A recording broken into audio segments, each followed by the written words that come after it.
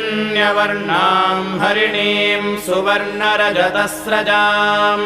चन्द्रां हिरण्मयीं लक्ष्मीं जातवेदो महावः तां महावः जातवेदो लक्ष्मीमनपगामिनीं यस्यां हिरण्यं विन्देयङ्गामस्वं पुरुषानहम्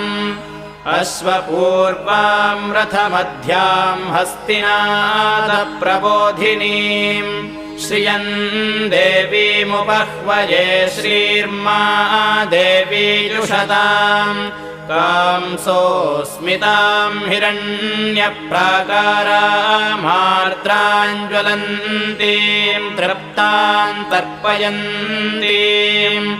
पद्मे स्थितां पद्मवर्णां तामिहोपह्वये